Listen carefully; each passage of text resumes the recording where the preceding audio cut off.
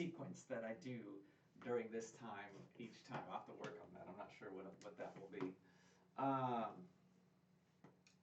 My plan is to keep it short today, although I can't, every time I say that, it never is.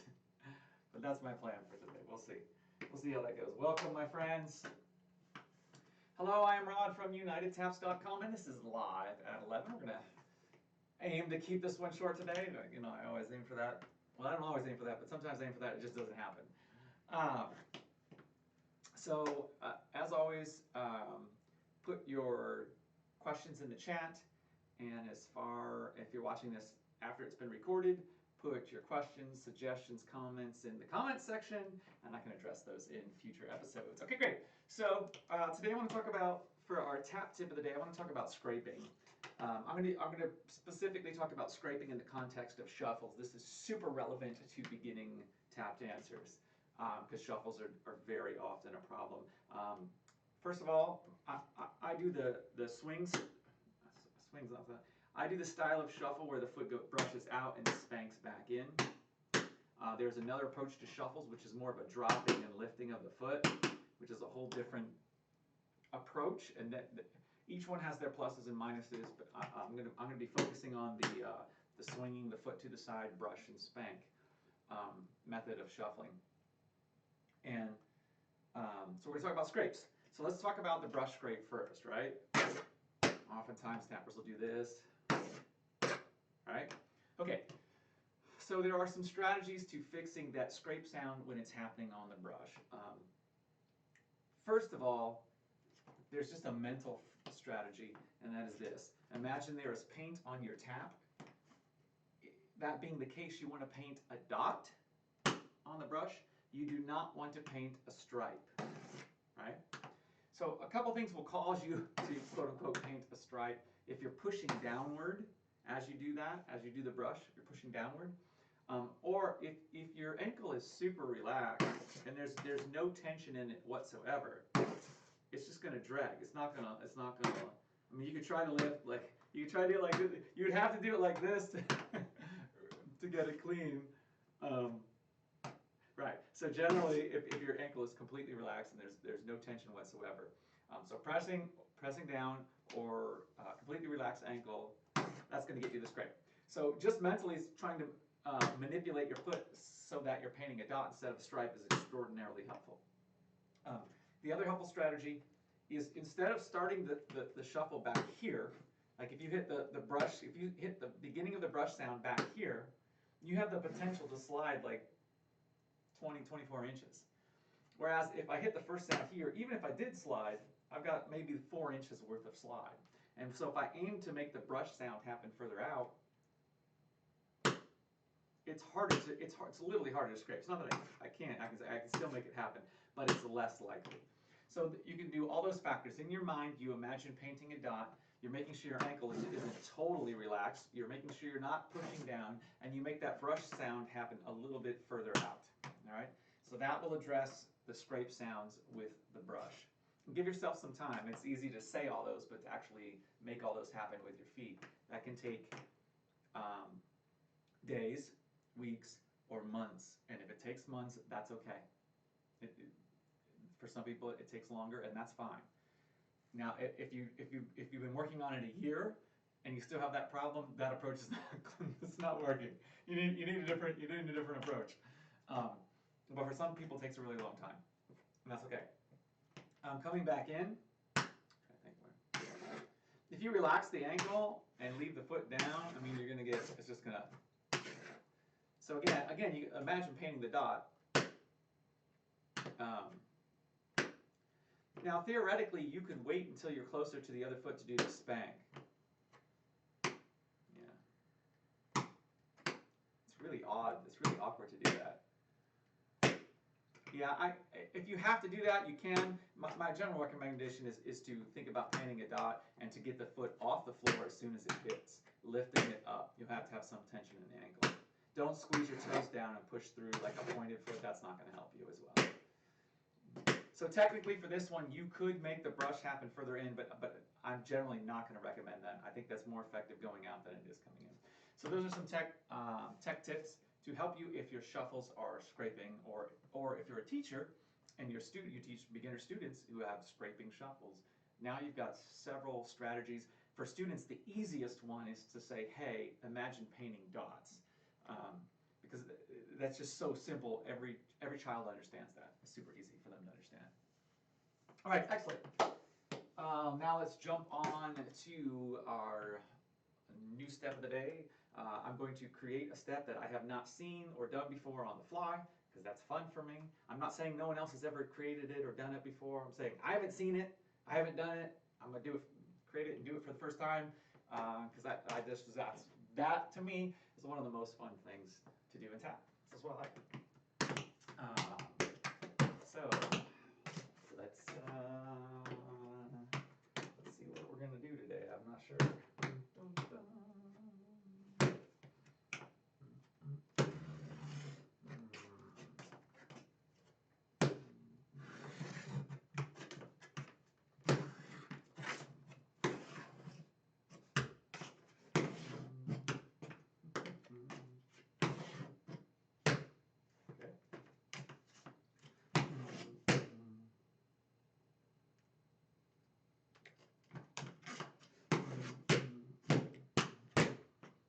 That's interesting.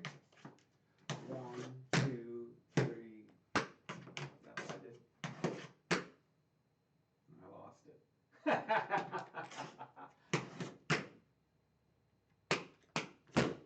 There we go.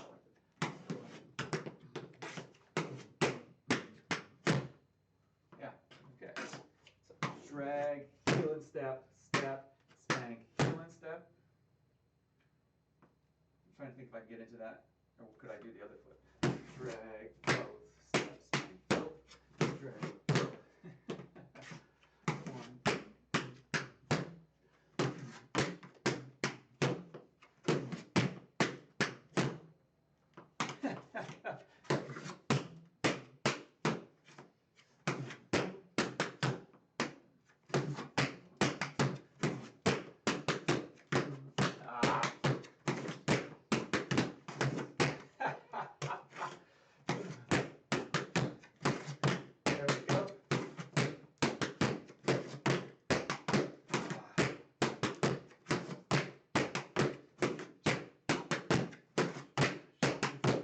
There we go. That was tough. All right, and now I'm going to go into I'm just going to call it an open tap session. I'll put the music on and sort of practice skills and sort of do different and interesting patterns and whatnot, but we're going to keep it on the short side today. All right. Here we go.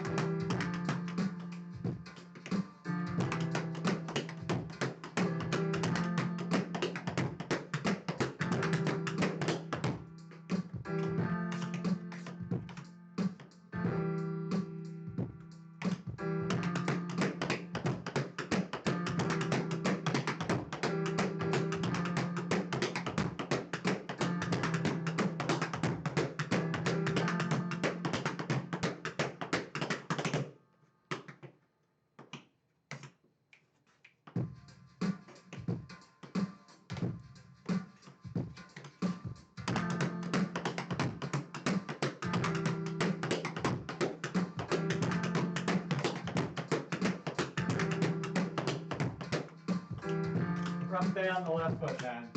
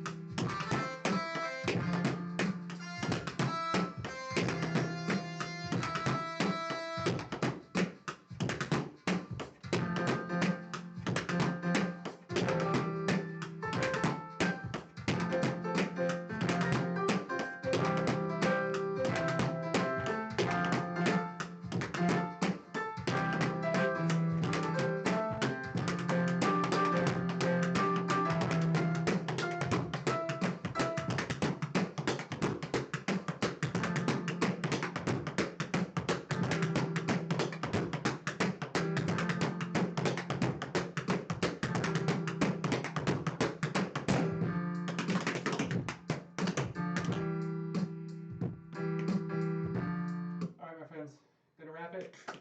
Pleasure keeping this one short. Thank you for tapping with me. I'm Rod Howell from UnitedTaps.com, making you happier and healthier through tap dance.